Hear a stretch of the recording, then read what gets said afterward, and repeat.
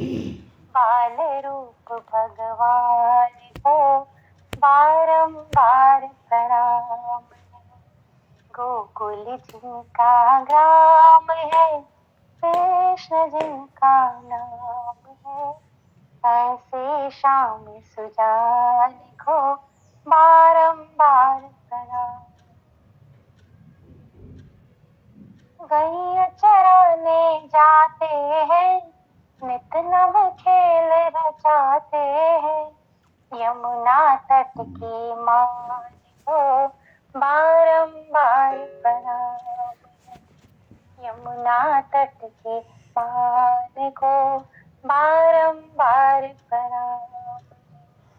कुंजन रास रचाते हैं, सबका मन भरमाते हैं, सब पर कृपा निधान को बारंबार प्रणाम है।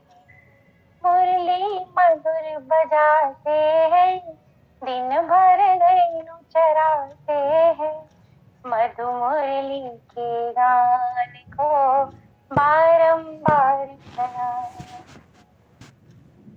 माखन नित चुराते हैं, लीला नई दिखाते हैं, ग्वाल बाल मिल खाते हैं, माखन प्रेम महान को बारंबार प्रणाम है।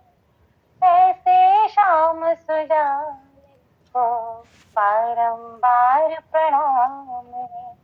शिव ब्रह्मा भी आते हैं, दर्शन को ललचाते हैं, ऐसे दर्शन मान को बारंबार प्रणाम है। ऐसे दर्शन मान को बारंबार प्रणाम है। सब पर कृपा निधान को बारंबार प्रणाम है। जन जन के कल्याण को बारंबार प्रणाम है। गोकुल जिनका राम है, कृष्ण जिनका नाम है, ऐसे श्री भगवान को बारंबार प्रणाम है। ऐसे श्याम सुजान को बारंबार प्रणाम है। माँ जसुमती के लाल को बारंबार प्रणाम है।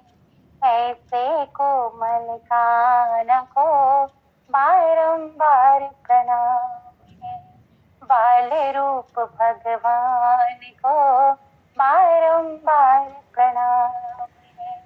यमुना तट के मान को बारंबार प्रणाम है। माखन प्रेम महान को बारंबार प्रणाम है। गोकुल जिनका ग्राम है, कृष्ण जिनका नाम है, ऐसे श्री भगवान को बारंबार प्रणाम है। ऐसे श्याम सुजान को बारंबार प्रणाम है। माँ जसुमती के लाल को बारंबार प्रणाम है। ऐसे कोमल कान को बारंबार प्रणाम है। गोपियन के प्राण को बारंबार प्रणाम है। माखन प्रेम महान को बारंबार प्रणाम है। ऐसे श्री भगवान बोले।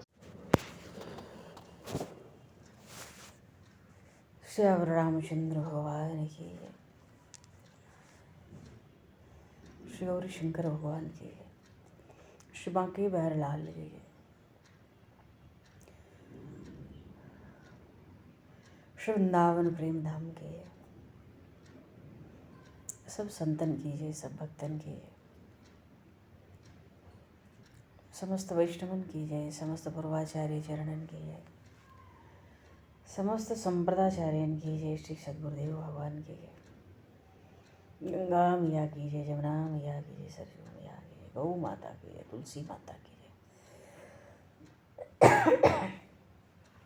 पृथ्वी माता की जय, काशी महारानी की जय, जय जय श्री सीताराम, जय जय श्री राधेश्याम। नमः पार्वती पते, हर हर महादेव।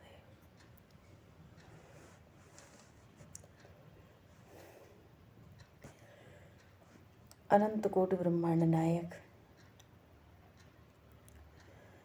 सर्वेश्वर पूर्ण परात्पर ब्रह्म, असंख्य कल्याण गुणगणलय, भक्त वांछा कल्पतरु,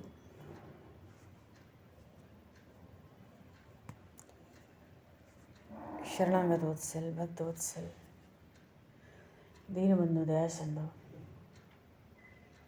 भगवान श्री राधा माधव की असीम कृपा करुणा से शरणवंजी महाराज की परम पावन भावमयी सन्निधि में, महापुरुषों की भावमयी उपस्थिति में एवं आप सभी श्रद्धालु भक्त वैष्णव की मंगल सन्निधि में मानव जीवन का सर्वोत्कृष्ट फल भगवत गुणगान, भगवत स्मरण का आनंद हम सभी भगवान श्री कृष्ण की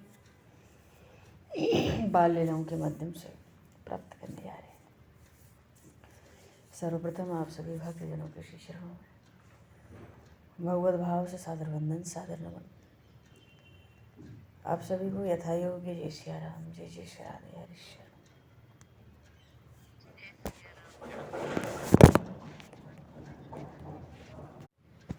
वंशी विभूषित करान्नवनीरदाभात् पीताम्बरादरुणबिम्ब फलाधरोष्ठात्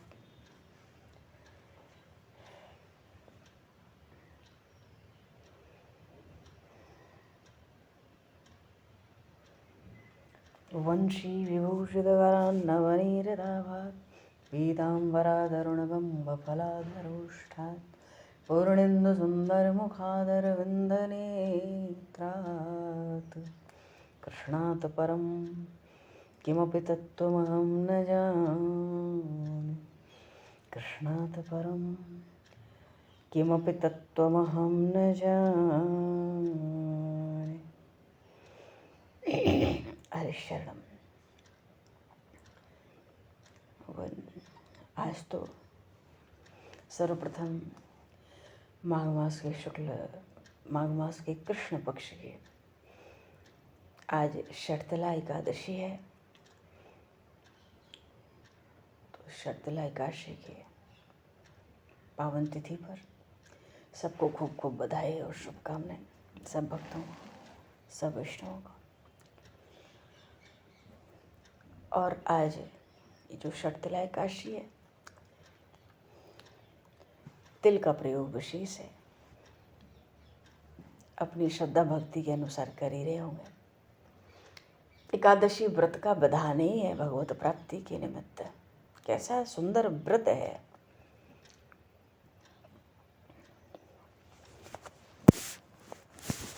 जिसका विधान भगवत प्रेम प्राप्ति का है, भगवत प्राप्ति के लिए है।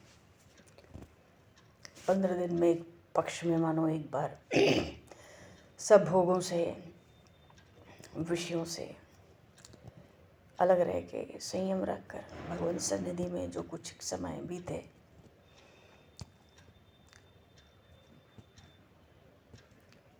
और भगवत सन्निधि जी वो प्राप्त करें। एकादशी महारानी की बड़ी कृपा है। इसलिए कलयुग में विशेष रूप से हर युग में एकादशी व्रत होते आए हैं। हर युग में एकादशी व्रत की ऐसी ही भारी महिमा है, पर कलयुग में तो विशेष लाभकारी है।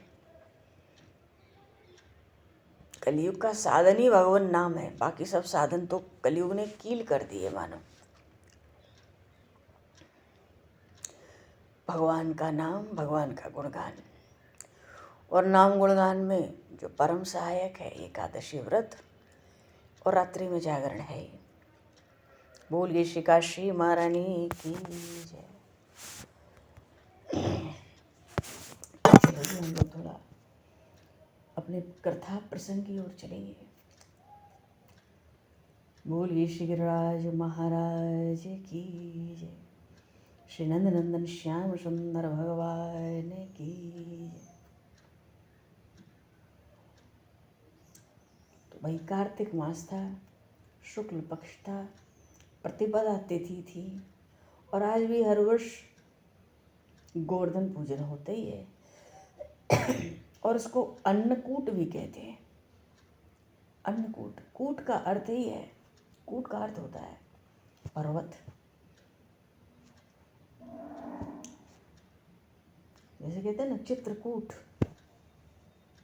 वो विचित्र पर्वत है। तो कूट शब्द का जो शाब्दिक अर्थ है वो पर्वत ही तो है।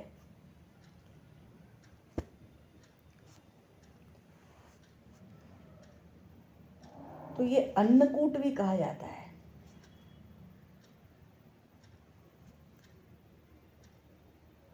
और सब लोग, कोई घर में भी अगर गिरिराज महाराज का पूजन करता है तो परिवार के साथ ही करता है, तो फिर उसमें अन्नकूट की कथा भी आती है। वस्तुतः भगवान श्री कृष्ण श्री बलराम जी के साथ, सब बाल सखाओं के साथ वृंदावन में अनेकों प्रकार से बाल लीलाएं कर रहे हैं। और जब सुना कह रहे सब गोप मिलके इंद्र यज्ञ की तैयारी कर रहे हैं, भाई भगवान श्री कृष्ण तो अंतर्यामी है, सबके अंतर्यामी, सर्वज्ञ हैं, सब जानते हैं। पर फिर भी बड़े विनय से नंद बाबा को, बड़े बूढ़ों को मनाया, कुछ एक अंश में समझाया। पर ब्रजवासियों को कहीं ना कहीं तो भीतर कुछ बात होगी। इतने वर्षों से इंद्र की पूजा चलती चली आ रही है, क्योंकि जीवन दान देने वाला तो जल है और वो जल देवराज इंद्र बरसाते हैं। जल से ही पृथ्वी के गर्भ से सारी सामग्री उत्पन्न होती है, सब अन्न, गायों का हरा हरा चारा, तो जीविका के लिए सब समस्याओं का समाधान हो जाता है, खेती होती है। ब्रजवासियों को तो यही लगता था कि हम जितना भी प्रयत्न करते हैं, परिश्रम फल देने वाले इंद्र हैं, इसीलिए सब प्रकार की सामग्री पकवान बना बना के, मिष्ठान्न यज्ञ करके हम इंद्रदेव को प्रसन्न करते हैं। भाव तो यही था। पर भाई ये जो भगवान माधव हैं, भगवान केशव वहाँ विराजमान है श्री कृष्ण रूप से, अजी ये तो ब्रह्मा जी, भगवान शंकर सब पर शासन करने वाले हैं, ब्रह्मादि सब देवताओं पर।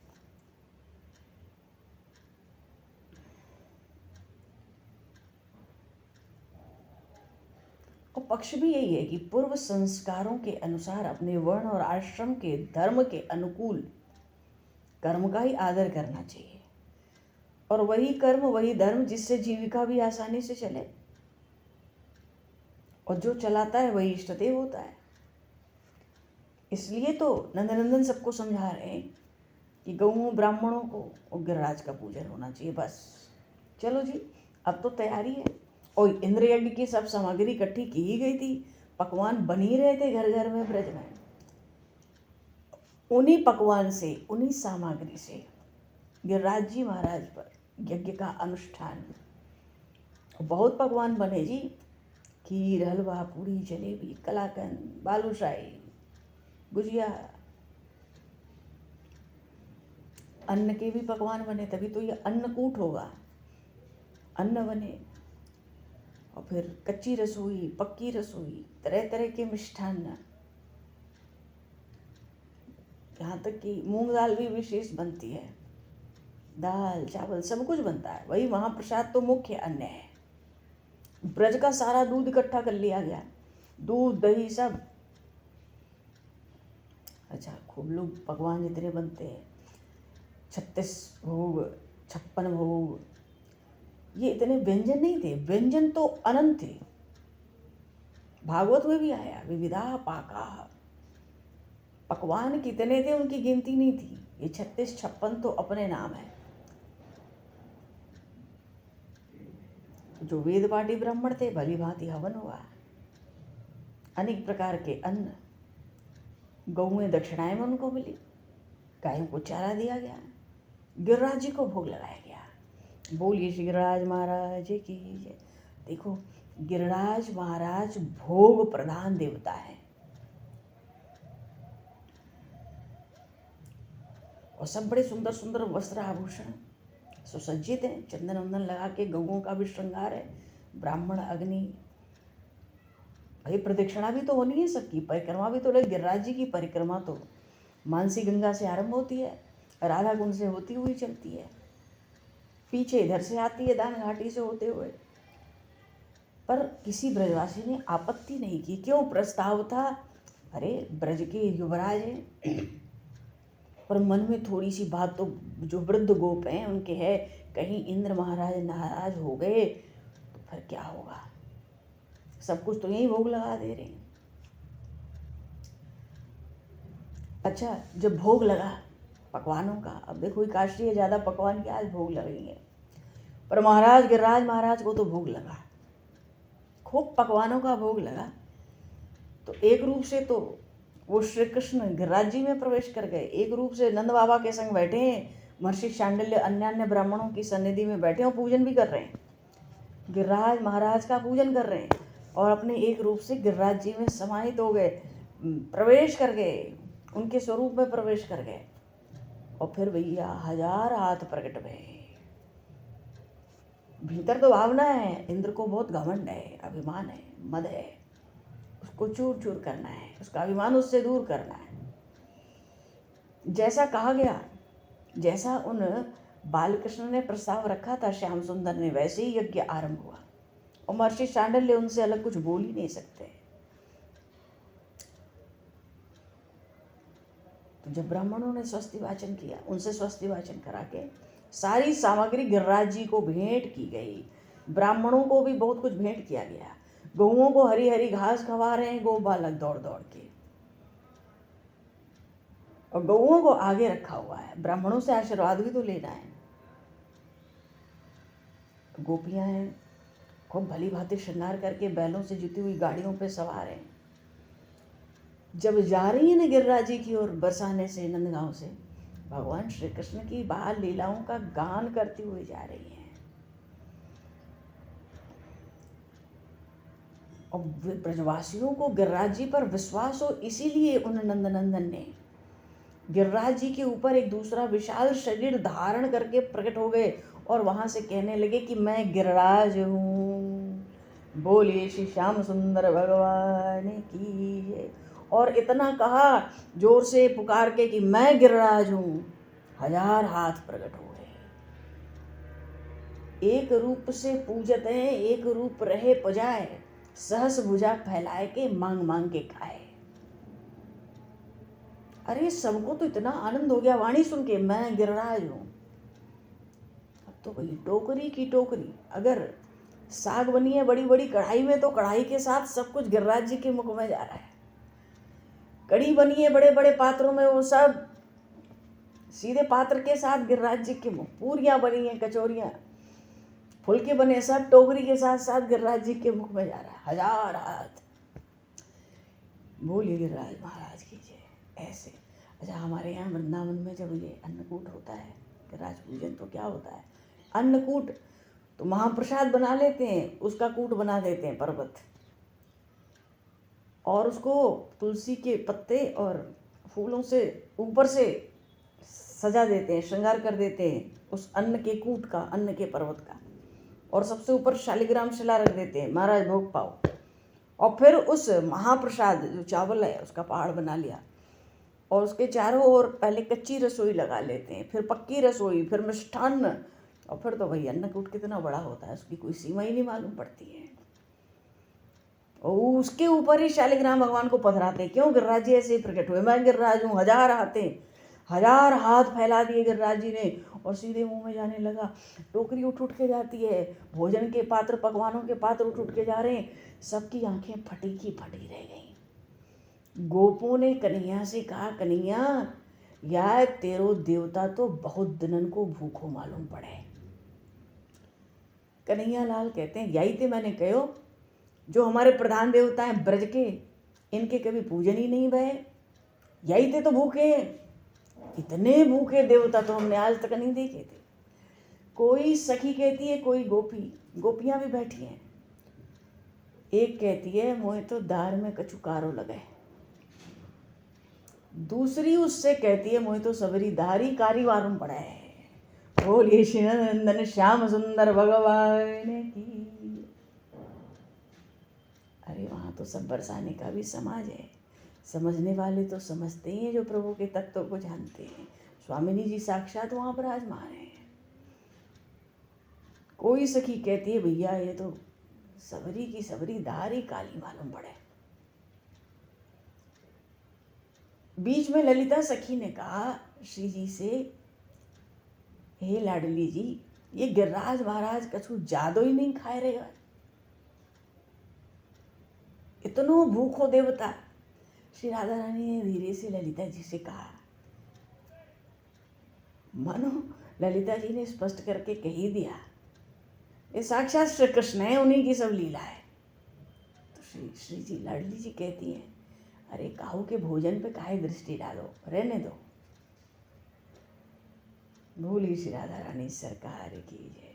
अभी तो पा रहे पाने। अच्छा, जब पाने लगे तो बहुत से ऐसे ब्रज में घर थे भाई, नंदगांव बरसाना से सब आए थे, सब चले आए, पर ब्रज तो 84 कोस में है और नंद बाबा तो पूरे ब्रज के राजा हैं।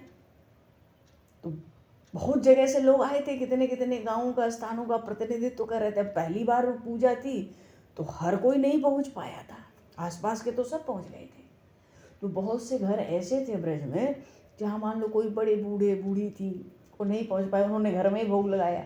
नंद बाबा की तरफ से संदेश भिजवा दिया गया था, घर में बढ़िया बढ़िया भोग लगाओ, जो जहाँ है वहीं से गिरिराज जी को भोग लगाना।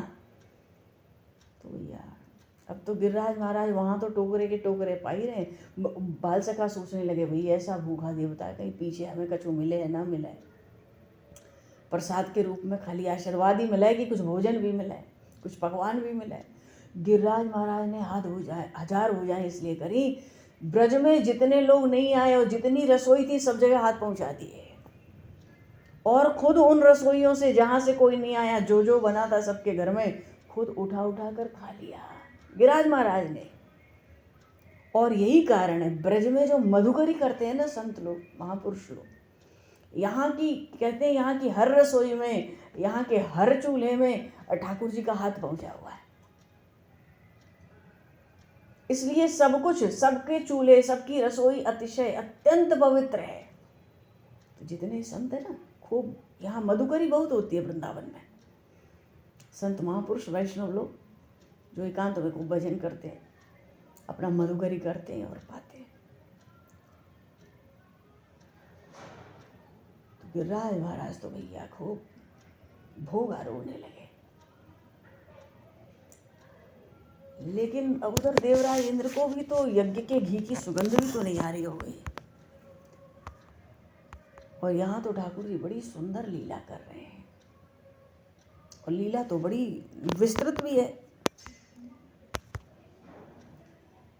अच्छा, एक रूप से पूजत है, एक रूप रहे पुजाए, सहस भुजा फैलाए के मांग मांग के खाए। जब गिरिराज महाराज इतने प्रसन्न दिखने लगे तो सारे ब्रजवासी वहाँ पहुँच गए और उनसे प्रसाद मांगने लगे। तो गिरिराज महाराज की जो टोकरी जावे तो कुछ टोकरी, अब तो ठाकुर जी की लीला, हिलाते जाएं, कुछ प्रसाद गिर तो जाए, वो उच्चिष्ट समझ के बड़े आनंद से पावें और देखें कि इतना बड़ा देवता हमारा गिरिराज आज तक हम पहचाने नहीं, और कितना प्रसन्न चित्त होके दर्शन दे करके, अपना परिचय नाम सुना करके बढ़िया सुंदर सब भोग आरोह रहे हो। तब से गिरिराज महाराज भोग प्रधान देवता हो गए और इतना आशीर्वाद देने लगे। ब्रजवासी तो इतने आनंद में भर गए। क्यों? इंद्र के दर्शन कभी हुए नहीं थे, इंद्र ने कभी आके परिचय नहीं दिया, अपना रूप नहीं दिखाया, कभी आशीर्वाद नहीं दिया। ब्रजवासी अपना ही यज्ञ महोत्सव करते थे, अनुष्ठान। अब देव ऋषि नारद पहुंच गए, ये लीला है। और देव ऋषि नारद आते तो हैं भगवान की लीलाओं में, और वस्तुतः बात वहां कुछ भी हो गए, अंततः उस लीला में कल्याण ही होता है। जब देव ऋषि नारद आए तो थे देवराज इंद्र का महोत्सव देखने, हर साल ही ब्रज में होता है, इसी नाते ब्रज में आ गए। और जब ब्रजवासियों से पूछा और पता पड़ी, क्योंकि उस स्थान पे तो इस बार यज्ञ हुआ नहीं अनुष्ठान देवराज इंद्र का। गिरिराज महाराज का पूजन उस ध्वजा पे तो हुआ नहीं, ये तो गिरिराज जी की तलहटी में जाकर हुआ। और सब समाचार मिल गया देवर्षि नारद को और पहुंच गए।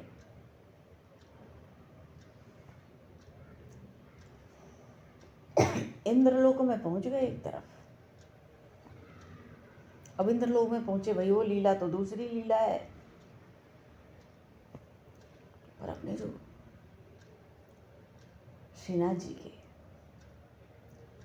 श्री चतुर्भुज दास जी महाराज हैं, हम सब चतुर्भुज दास जी महाराज से परिचित हैं। वो अष्टछाप कवि हैं। श्रीनाथ जी महाराज के अष्टछाप कवि। श्रीनाथ जी कौन? गिरिराज महाराज। आज भी ब्रज 84 कोस में मथुरा से 20 किलोमीटर की दूरी पे गिरिराज महाराज विराजमान है।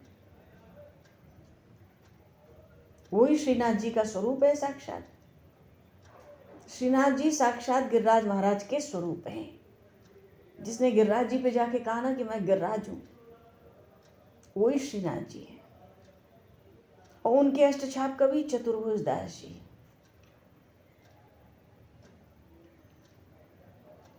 जन्म के साथ ही अद्भुत लीलाएं जुड़ी थी श्रीनाथ जी से चतुर्भुज दास जी की। श्री विट्ठलनाथ गोसाई जी के 7 पुत्र थे। तो सबसे बड़े पुत्र थे श्री गिरधर दास जी।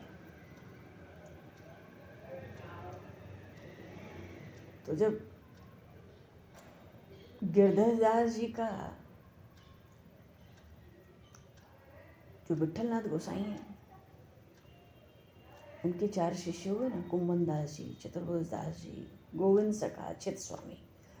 और इनके जो पिताजी थे श्री वल्लभाचार्य जी महाराज, सूरदास जी, परमानंद दास जी, कृष्णदास जी और नंददास जी।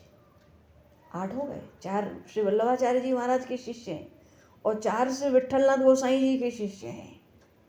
उसमें से ये पिता पुत्र दोनों हैं, कुंभन दास जी और चतुर्भुज दास जी। ये जो पद आता है, गोवर्धन वासी सांवरे, तुम बिन रहे हो न जाए, ये अष्टछाप कवि श्री चतुर्भुज दास जी का पद है। और ये कुंभन दास जी के पुत्र हैं। वस्तुतः कुंभन दास जी के 7 पुत्र थे। विट्ठलनाथ गोसाई जी के भी हैं। क्यों? 7 गद्दी है, आज भी 7 चल रही हैं। पूरे भारतवर्ष में उनकी 7 गद्दी हैं, आज भी चल रही हैं। इनके विट्ठलनाथ गोसाई जी के पुत्र तो 7 हैं, पर शिष्य 4 प्रमुख हैं वही श्रीनाथ जी में। चित स्वामी, गोविंद सखा, कुंभन दास जी। और कुंभन दास जी के एक पुत्र हैं चतुर्भुज दास जी। तो कुंभन दास जी के वैसे तो 7 पुत्र थे। ये कुंभन दास जी वही हैं जिनके साथ ठाकुर जी रोज माखन चोरी लीला करते थे। रोज माखन चुराने के लिए कहते थे, चल बाबा यहाँ चलें, चल बाबा वहाँ चलें। और बाबा तो कुंभन दास बूढ़ो हुए थे। और कहा करें, इष्ट देव हैं श्रीनाथ जी, बालक हैं, बाल स्वरूप वात्सल्य भाव की सेवा है वहाँ। बाल स्वरूप है, दिन भर इनको खेलने को मन करे, भाव भाव को पकड़े रहे। कुंभन दास जी को खूब पकड़े रहते थे श्रीनाथ जी। बोले श्रीनाथ जी महाराज की जय। तो कुंभन दास जी के 7 पुत्र थे। जब उनसे कोई पूछता था तुम्हारे कितने बालक हैं, वो कहते थे 1.5। भैया 1.5 किस हिसाब से? एक तो गिनते थे चतुर्भुज दास जी को। क्यों? भगवान के पूरे भक्त थे, अनन्य भक्त, विशुद्ध भक्त, अनन्य प्रेमी उपासक। और एक पुत्र गौ सेवा करते थे, तो उनको आधा मानते थे। और कुंभन दास जी अनन्य भगवत भक्त थे, इनको पूरा मानते थे। बाकी सब गृहस्थ में थे। कोई पूछता था कितने पुत्र हैं, कहते थे 1.5। वैसे तो ये जो चतुर्भुज दास जी हैं, इनकी गिरिराज जी से बड़ी सुंदर, क्या कहा जाए, जन्म के साथ ही श्रीनाथ जी की अद्भुत लीला इसमें छिपी हुई है, इनके जन्म में ही।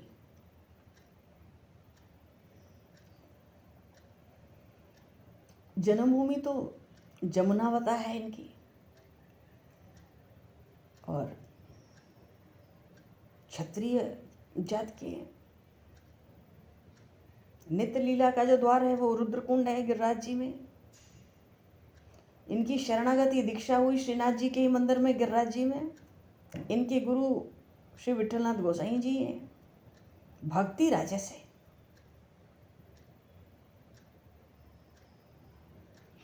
और भोग दर्शन के, भगवान को भोग लगता है उस समय इनको दर्शन करना मंदिर बहुत प्रिय था। मन का मनोरथ होता था भाई फूल मंडली में फूलों का श्रृंगार होने दो। जो लीलाएं अपने पदों में गाते थे वो वर्षा ऋतु की ज्यादा होती थी।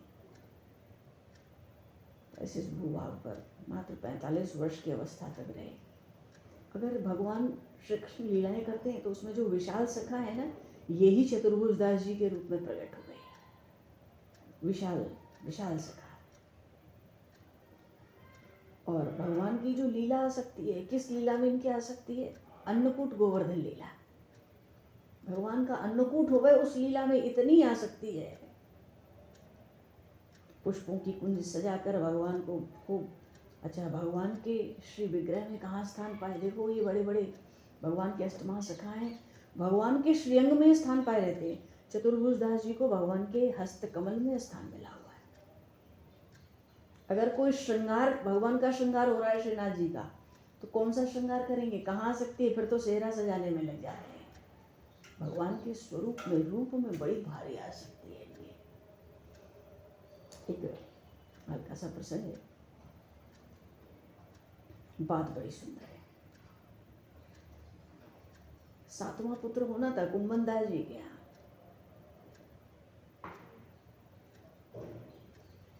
और श्रीनाथ जी तो नित्य ही कुंभन दास जी को लेके गोपी के यहाँ माखन चुराने जाते। ऐसे ही दोनों सखा विराज रहे थे गिरिराज जी में। दोनों सखा मतलब श्रीनाथ जी और कुंभन दास जी। कुंभन दास जी ने पूछा, लाला आज कहाँ जानो है? तो श्रीनाथ जी ने कुंभन दास जी से कहा, ओ कुंभना चल, आज तेरे ही गांव जमुनावता जाएंगे। उनके गांव का नाम था जमुनावता। कुंभन दास जी बोले, आज तो मुझे मरवाए हो। अरे वहाँ सब मुझे जाना है, तुम वो बड़े नटखट भाग जाओगे, फिर हर बार मार तो मुझे खानी पड़े। खींच कर ले गए श्रीनाथ जी कुंभन दास जी को। जिस ग्वालिन के घर में माखन चुराने गए थे, उसकी जो माखन की मटकी थी थोड़ी ऊंची बंधी हुई थी। कुंभन दास जी से बालकृष्ण ने कहा, ओ कुंभन दास, ओ कुंभना चल घोड़ा बन जा, मैं तेरे ऊपर चढ़ के माखन चुराऊंगा, घोड़ा बन। अब इतने बूढ़े से कुंभन दास चढ़ गए घोड़ा बना के। ये 500 वर्ष पुरानी बात है। बस घोड़ा बना के ऊपर चढ़ गए। अब मटकी तक पहुंच रहे हैं पर थोड़ी ऊंची है। थोड़ा जोर लगाया ठाकुर जी ने, तो जैसे ही थोड़ा जोर लगाया ना, पीताम्बर ढीला हो गया, मानो खुलने भी लगा। ठाकुर जी को लगा, अरे मेरी तो पीताम्बर नीचे से धोती ही सरक जाएगी। अब दोनों हाथ तो माखन के लोभ में मटकी पकड़ ली दोनों हाथ से। अब पीताम्बर का क्या करें, क्योंकि तीसरा तो है नहीं। कुंभन दास उसको घोड़ा पहले ही बना लिया, वो मेरे पीताम्बर को कैसे संभालेगा? जोर लगाते ही ढीला पड़ गया पीताम्बर। तो प्रभु ने सोचा, भाई लोक में लाज लज्जा भी तो बहुत बड़ी हो गए। तुरंत 2 हाथ और प्रकट कर दिए। बोलिए श्री चतुर्भुज नारायण भगवान की जय। ये तो है ही चतुर्भुज।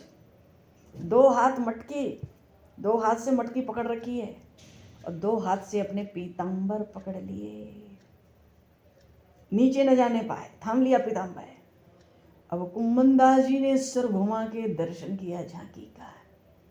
प्रत्यक्ष दर्शन कर रहे हैं, 2 हाथ ऊपर मटके पे, 2 हाथ से पीताम्बर। चतुर्भुज स्वरूप के अद्भुत दर्शन कुंभन दास जी ने भगवान के किए। तो नीचे से तो मानो पंडरीनाथ की तरह दिख रहे, ऊपर से पूरा मटका उठा रखा है माखन का। अच्छा, माखन चोरी हो गई। कुंभन दास जी घर लौटे, किसी ने आके समाचार दिया, आपके घर 7वें पुत्र का जन्म हुआ। बड़े खुश हुए। और अभी तो भगवान के चतुर्भुज स्वरूप के दर्शन किए थे ना, तो पुत्र की प्राप्ति हो गई। तो उस पुत्र का नाम देखते ही उसको उसका नाम रख दिया चतुर्भुज दास। बोलिए श्री चतुर्भुज दास जी महाराज की जय।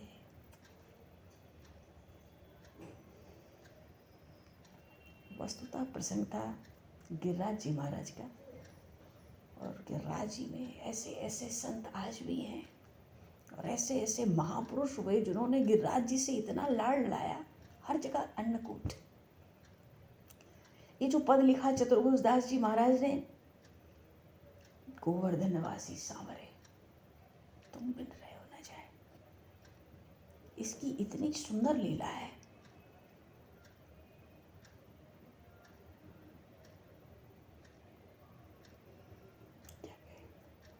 इतनी सुंदर लीला है।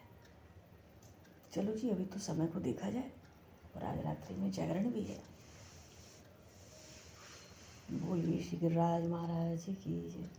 अब क्या है, आज भोग का दिन है, एकादशी है, तो गिरिराज जी महाराज को पाने दो आज। हाँ भाई।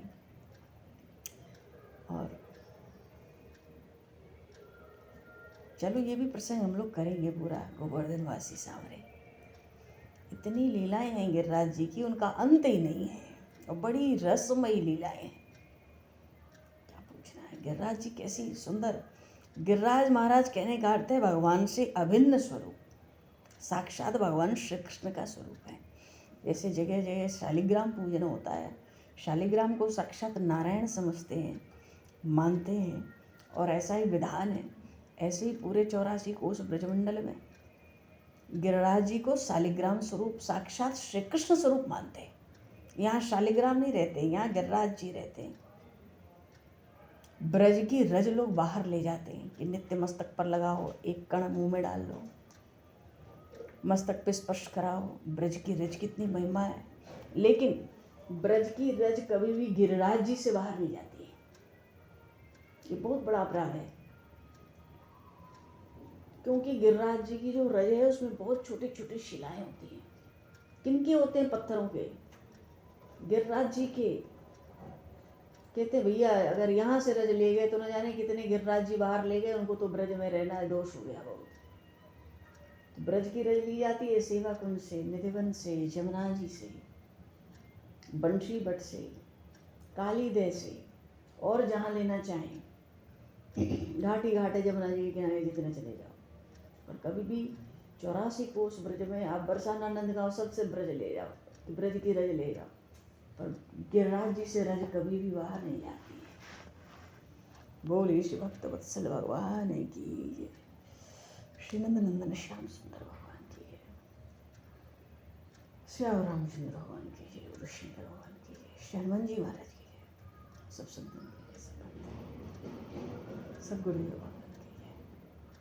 भगवान अब तो समय को दृष्टि करते हुए आज वाणी को यही विराम, क्योंकि अब जागरण में मिलेंगे फिर उसी में, और कथा सत्संग जो होगा। वाक्य पुष्पांजलि प्रभु के श्री चरणों में सदा समर्पित। आप सभी को भी यथा योग्य जय सिया राम, जय जय श्री राधे, हरि शरण। जय सिया राम, जय सिया राम, जय सिया राम, जय राधे श्याम। संत देवी जी के चरणों में कोटि कोटि प्रणाम। जय बोलो जी, जय बोलो।